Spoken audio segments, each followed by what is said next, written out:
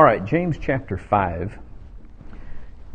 Come now, you rich, weep and howl for the miseries that are coming upon you. And I'm going to stop right there, mainly because it's one of those things that if you actually take this out of context, it can be terribly misunderstood.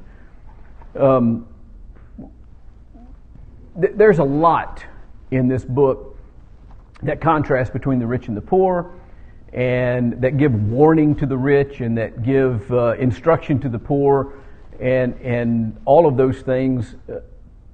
Is any of that suggesting that it's somehow evil to be wealthy in this world? Come now, you rich, weep and howl for the miseries that are coming upon you. Boy, life is terrible if you're wealthy, right? And the answer to that question is not necessarily.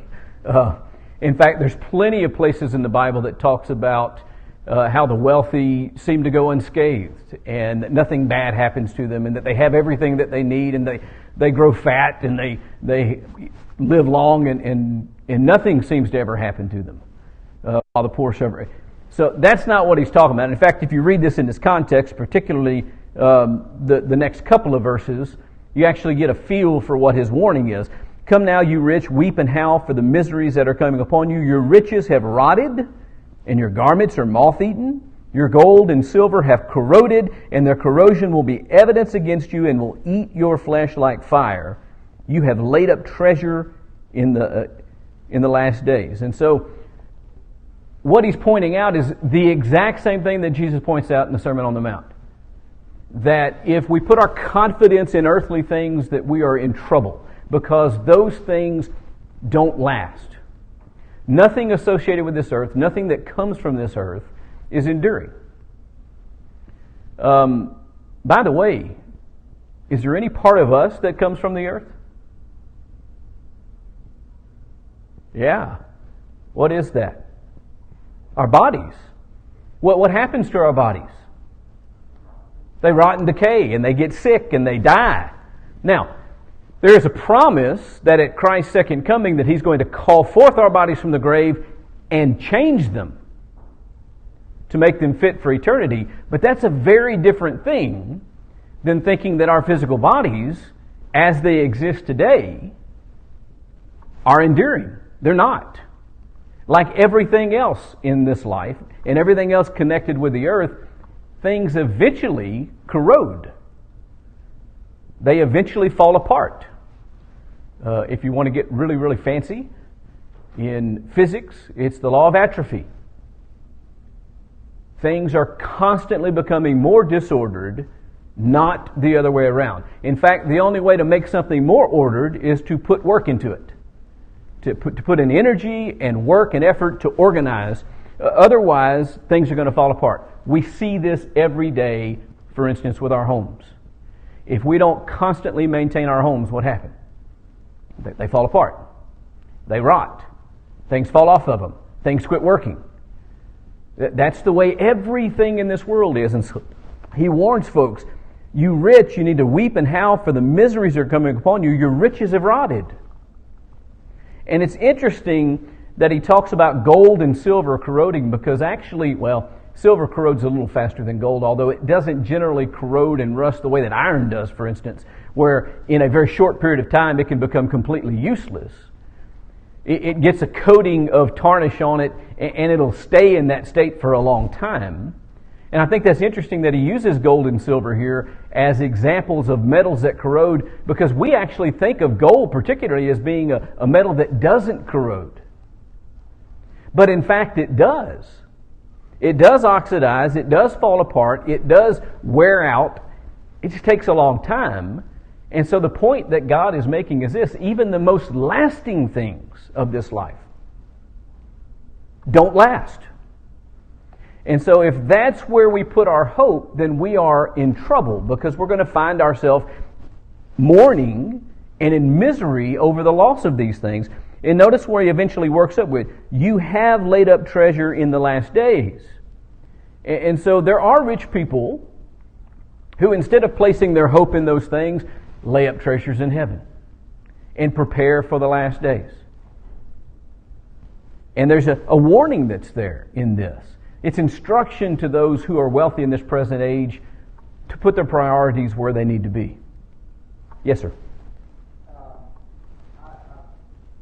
kind of on the same page with that. Another thing that I was kind of hearing too is the parable of the talents there, where rather than using what they had to go and do good, they kind of were storing it up, for what?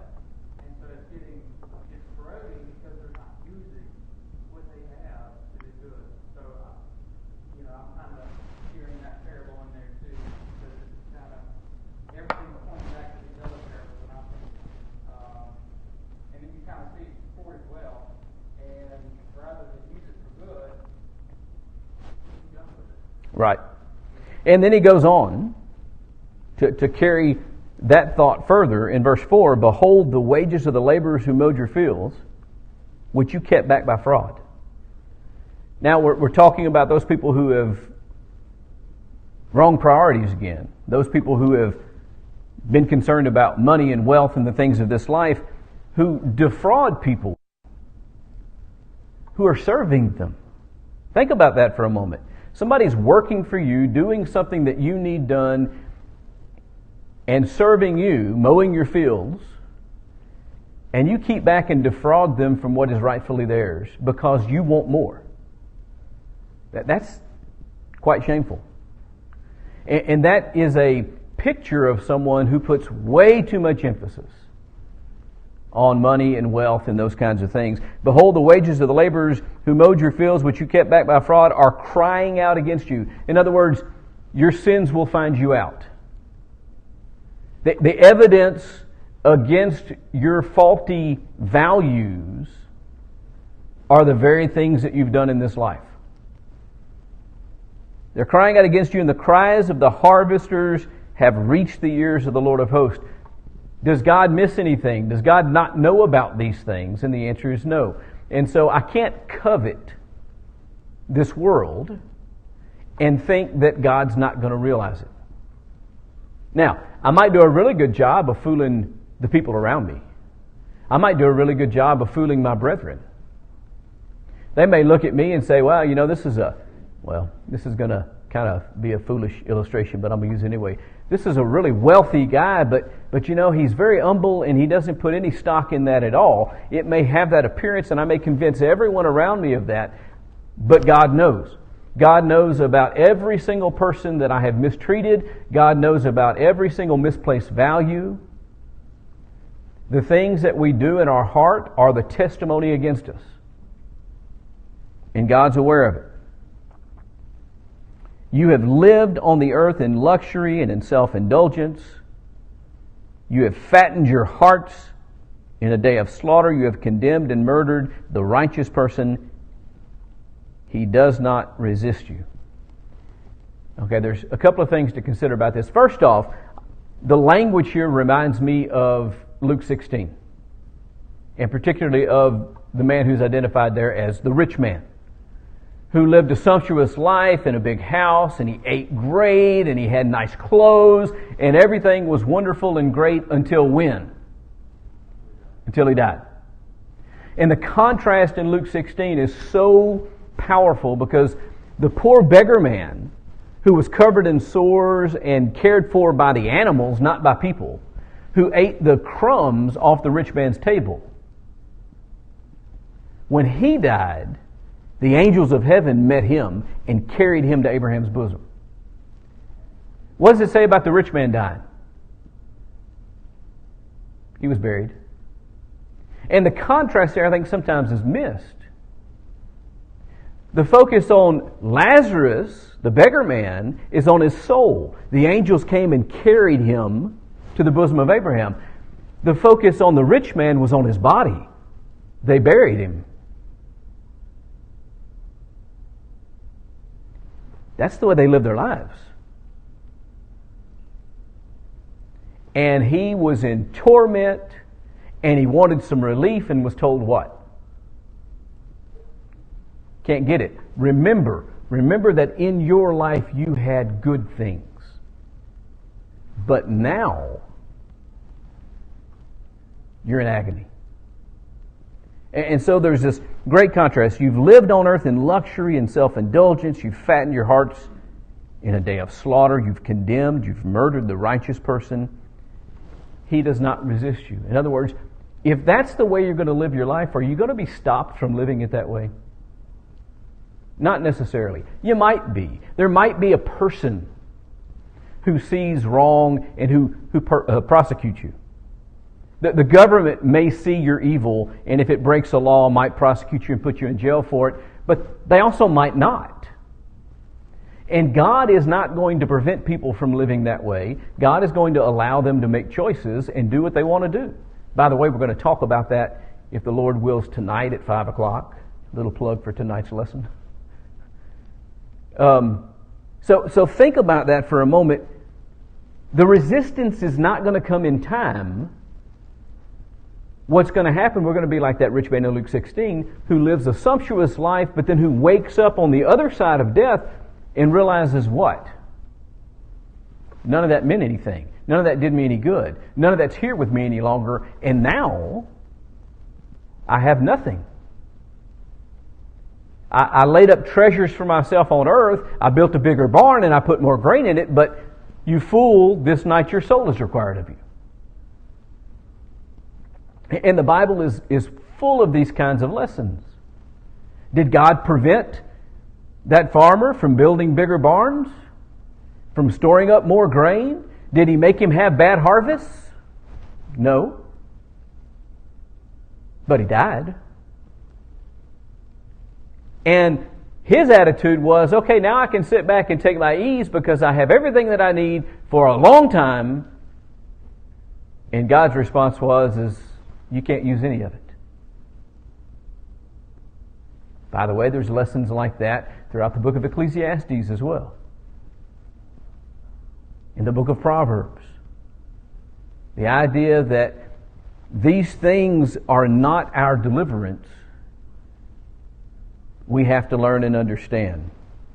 He's not going to stop us from placing our treasure on earth, but we're going to be sorry for it in the day of judgment. Be patient, therefore, brothers, until the coming of the Lord. Do you see how that just flows nicely right in there? Be patient. Don't be caught up in these things. Don't live that way. Don't make these mistakes that you're being warned about here. Be patient until the coming of the Lord. See how the farmer waits for the precious fruit of the earth, being patient about it until it receives the early and late rains. Farmers don't get their fruit right after they plant their crops. They have to wait. They have to wait for the early rains. They have to let it grow. They have to wait for the late rains. They have to let it flower and produce fruit, and they have to let the fruit mature and grow. It takes months. When I was, must have been about 3 years old. When I was 3 years old, my grandparents came to visit. And they had two cameras. One was a 110 Instamatic that they gave to my older brother. Mine was a 126 millimeter camera. I don't know if any of y'all remember that film came on rolls. It was about this wide and you had to roll it out. And so I get this camera and I'm all excited. And I go around and I take pictures. They brought me the camera. They brought me some film. I'm 3 years old. Maybe getting close to 4, but I don't think I was real close. And I'm taking all these pictures. Now, I had been around some Polaroid cameras enough to know that they existed and to see this idea of taking a picture and a thing spitting out and you getting results within, at that time, a couple of minutes. You had to wait a couple of minutes. That was annoying. Now it's instantaneous. But anyway, yeah. It was even slower and worse then because you actually had a film over the top of it that you had to let it sit there and then you had to peel that off. And it was a big advance when the little chemical pack got stuck on the border of them. But anyway, I shoot up 12 pictures or 24 pictures or whatever this roll of film was that they gave me. I open the back up, I pull the roll out, I look at it, there's no pictures, I throw it in the ditch, and I go home disappointed because I didn't get my pictures. What was my problem? I wasn't willing to wait. I lacked the maturity to understand that you had to have it developed and have it printed, and it took time. In fact, in those days, you used a company called Clark. You sent it off in the mail. It took weeks to get your pictures back. You didn't even know if they were going to be in focus or not.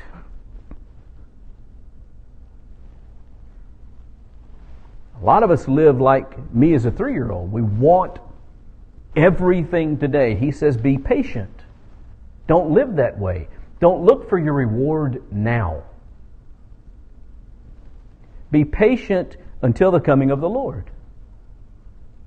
And how hard is it for us to do that? How hard is it for us to say, you know what, it really doesn't matter what happens in life. It doesn't matter what I have or what I don't have. It doesn't matter what my circumstances are. Isn't that the teaching of Paul, by the way? To learn to be content in whatever circumstances you find yourself in.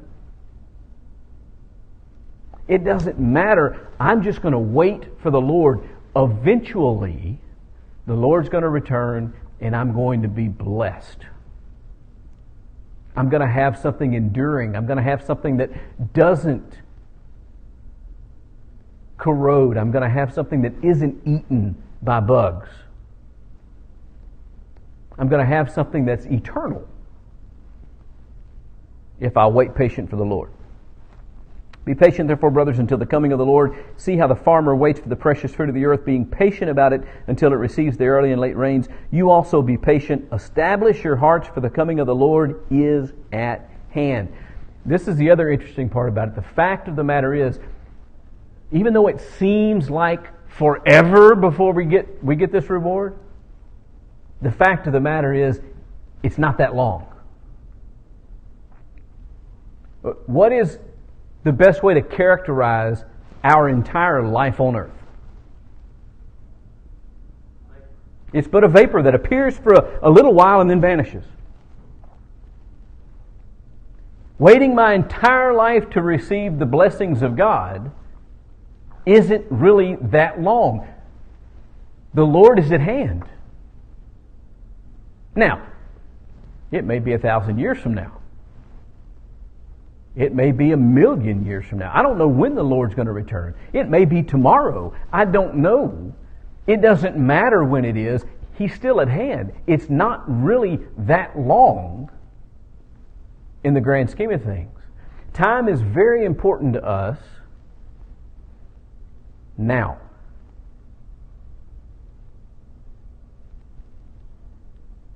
When we die, we're going to find out that time means nothing.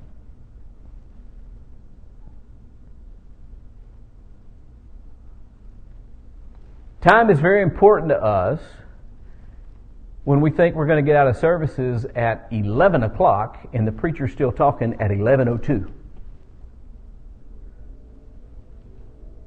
I just learned the other day that Miss Barbara told her family that she could press a screw back there and make a trap door open up and get rid of the preacher if he talked too long. I'm grateful. Apparently I never talked too long. She didn't do that to me. A few times actually I probably did talk too long.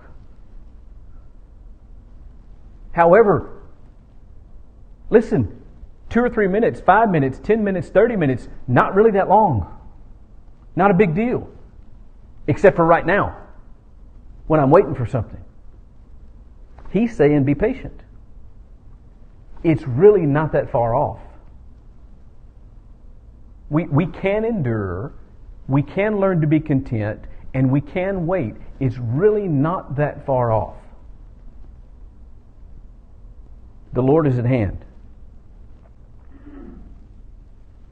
Do not grumble against one another, brothers, so that you may not be judged. Behold, the judge is standing at the door. Again, who's the judge? The judge. God. He's right there. He's standing at the door. So, don't grumble against one another. Listen, file this in the category of easier said than done. There's a lot of the Bible that's easier said than done.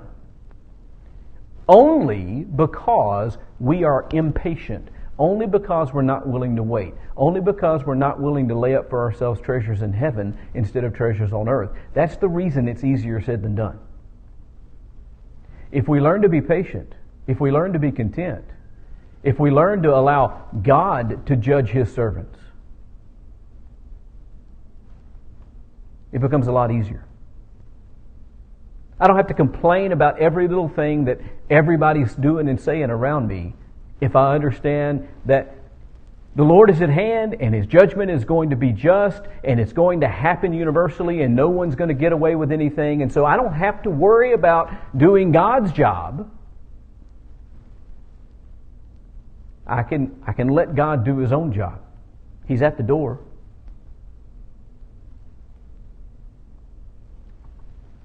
I like watching Westerns sometimes. And almost all, especially old Westerns, are vengeance movies. Almost all of them are. And one of two things happens. Either the marshal is nowhere to be found, and so people aren't willing to wait for him, and they go out and try to get personal vengeance. Or the person seeking vengeance becomes the marshal or the sheriff, and they use that office to get their personal vengeance. It's all the same thing. It's people unwilling to wait. Wait for the process. Wait for things to be done right. Wait for trials. Wait for juries to make decisions.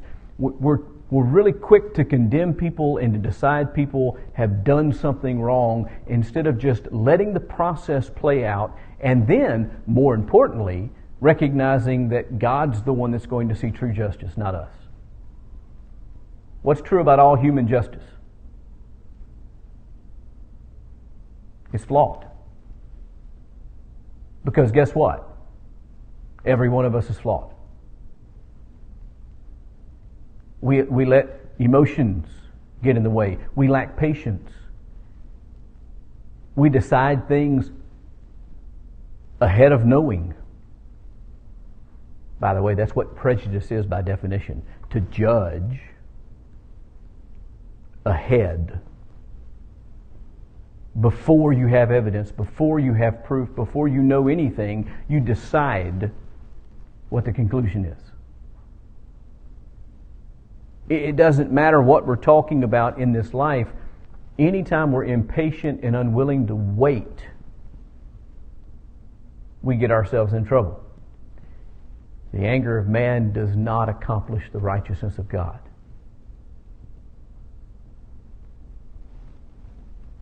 Don't grumble against one another, brothers, so that you may not be judged. Judge not, lest you be judged. Don't grumble against one another, brothers, so that you may not be judged. Behold, the judge is standing at the door. As an example of suffering and patience, brothers, take the prophets who spoke in the name of the Lord. Here you go. You want an example. You want to learn what patience looked like. Look at the prophets. How did they live their lives? All peaches and cream?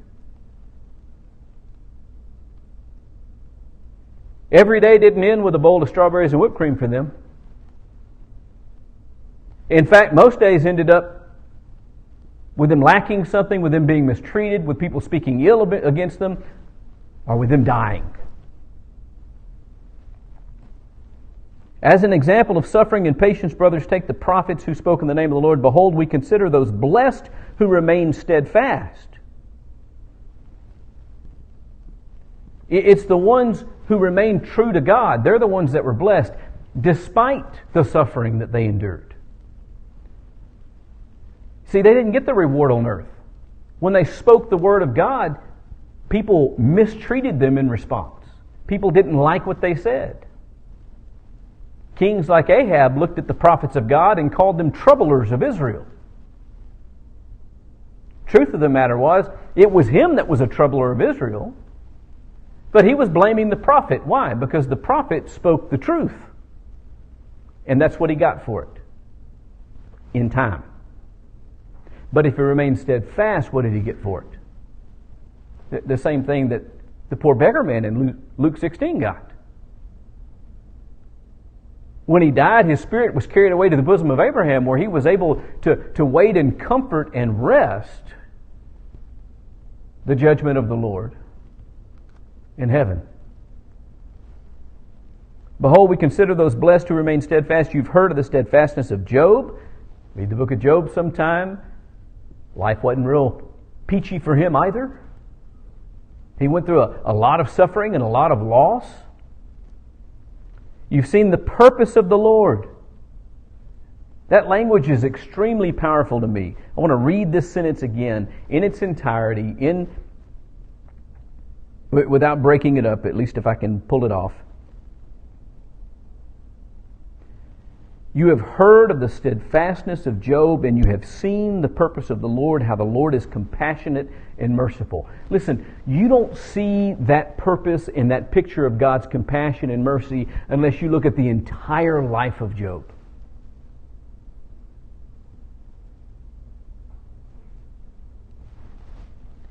And it's the purpose of God. The purpose of God involves the trials and the difficulties and the hardships. Remember where James started in chapter 1. Count it all joy, my brothers, when you incur various trials, knowing that the testing of your faith produces endurance, and let endurance have its perfect result, that you may be complete, lacking in nothing. That's part of the process of life as God designed it. And you can see the purpose of God work in the life of Job because Job patiently endured and he waited for the Lord. He didn't go out and seek vengeance on his 10 children that died.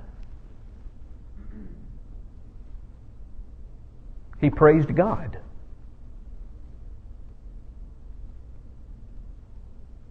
There's another godly man who did the same thing, by the way. David, when he lost his baby.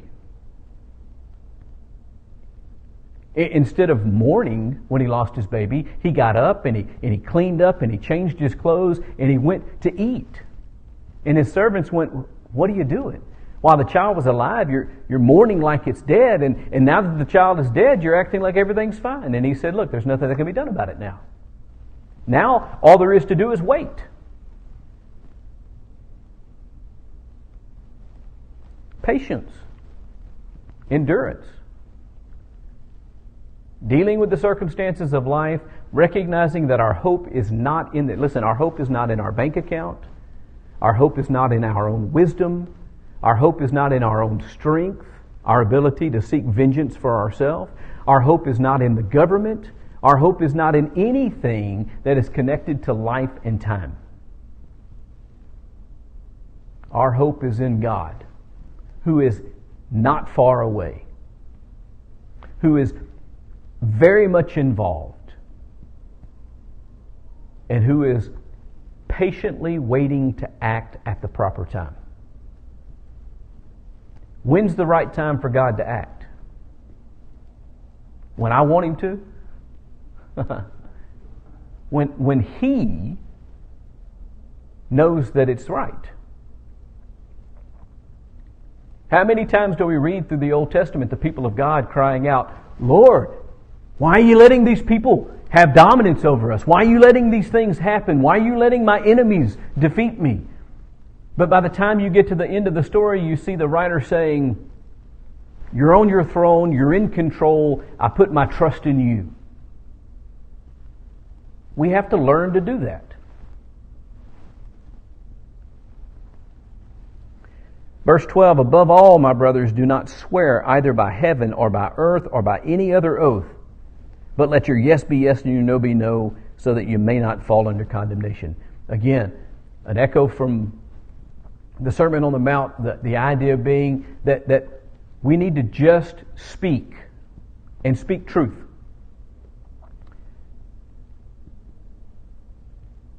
When I was a child, The way you prove to people on the playground that you really meant what you were saying is you would swear to God. You know what the fact of the matter is? I don't have any control over God at all. He has control over me. I can't swear by God. That's foolish. I can't swear by heaven. I don't have any control over heaven. I've never been to heaven. I don't know where it's at. I don't know what it consists of exactly. I think it's foolish to have people put their hand on a Bible and swear oaths. I think that's foolish. I know the idea behind it, but the idea behind it is faulty. Just like the idea behind having witnesses sworn in my opinion, is faulty. We have a whole class of crimes called perjury that only occur when a witness has sworn or affirmed that they're telling the truth to a court or to Congress or to something like that. If they haven't been sworn in, it's not perjury. It's okay to be dishonest if you haven't been sworn. And what God is saying here is no, that's human thinking.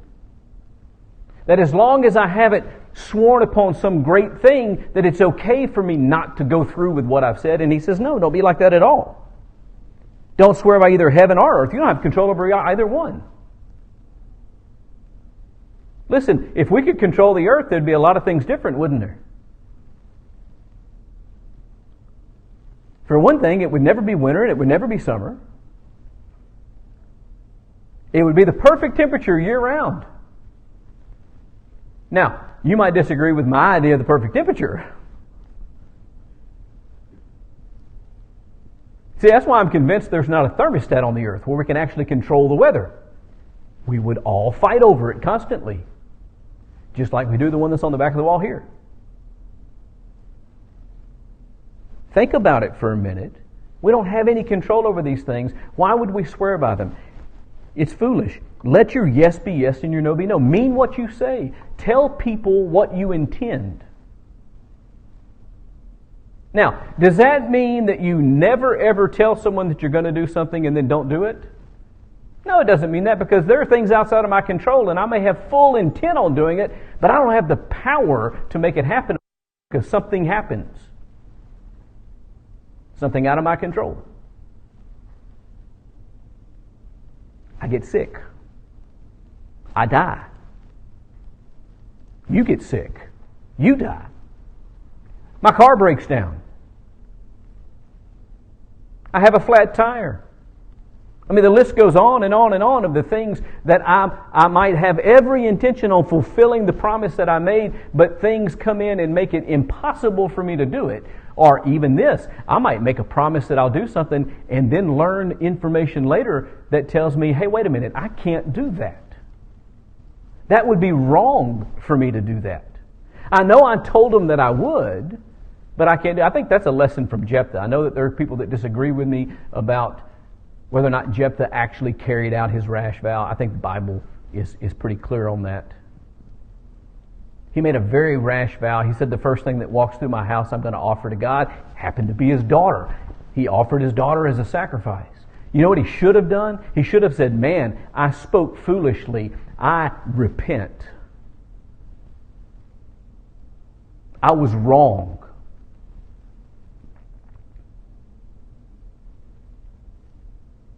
There is reasonable things that would prevent someone from... But generally speaking, when I say yes, I should mean yes. When I say no, I should mean no. And I should be so consistent in that no one needs me to take an oath about it. That people... And by the way, that's why the court systems have oaths. And that's why we swear officers into various things, because we can't trust people. What kind of a shame is that? A collective shame, by the way, that we should all feel. We are part of a society that is so dishonest with each other that we can't take people at their word. How shameful is that? That we contribute to that. We need to be the kind of people who, when we say yes, mean yes. When we say no, that we so that we don't fall under condemnation. And so, listen, here's the implication. If your yes doesn't mean yes and your no doesn't mean no, you will be condemned. And again, I don't think that the thrust of this or the thrust of Jesus' teaching in the Sermon on the Mount has anything to do with whether or not we participate in a particular oath. We should have the kind of character that it isn't necessary for that. That we are known to be good for our word.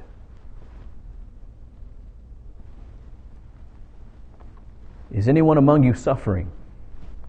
You know what? I got like 2 minutes left. This is going to take way too much time to get through this section starting in verse 13. So let's just talk and answer any questions that anyone has about the things that we have already discussed in chapter 5.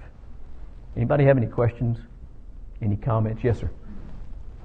Looking back at the, I guess as an age, you're talking about the Lord coming near or at hand, and I like that phrase, especially coming right after he's talking about, like you're talking about farming, and so it just kind of, I think those go together really well, and you also think about where it's the wheat and the tares, and so everything's been done, and we're just kind of waiting for that crop, and it's at hand.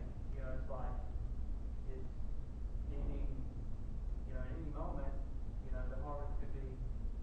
I guess it's being reached out in a sense, but I just really like that that expression there, and thinking about farming, and also how good an analogy it is in terms of being patient, but also a promise there, and so I just really kind of looking over that.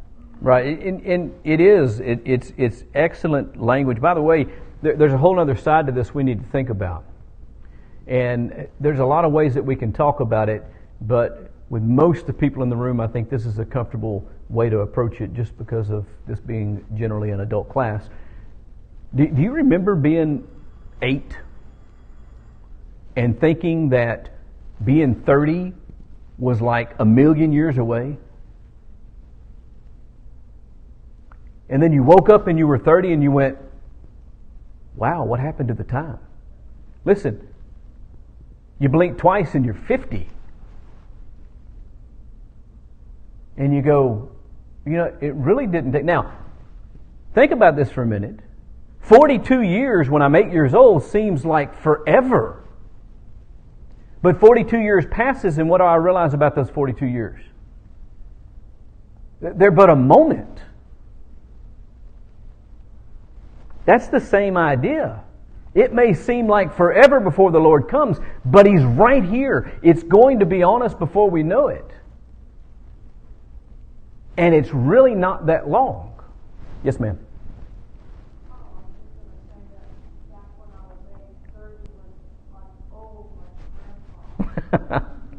I agree. Not anymore. Listen, 70's not even old anymore. 80, not old anymore. You know what I tell people who are 90 years old who say that they're old? Nah, Methuselah lived to be... You're not even close to being old.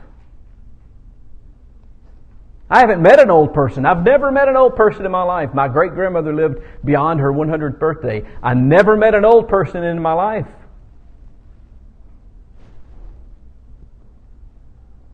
Now, what's really interesting is my stepfather's mother, when I met her, I was a young child, about 4 years old.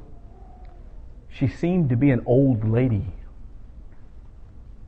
Then I found out how old she was, and I was like, she really wasn't that old. What was I thinking? I was 4, that's what I was thinking.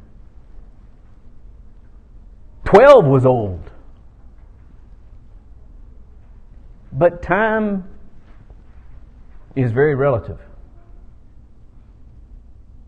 And if we will just be patient and make the best use of the moment that we have, we'll be okay. Got to stop. Thanks for your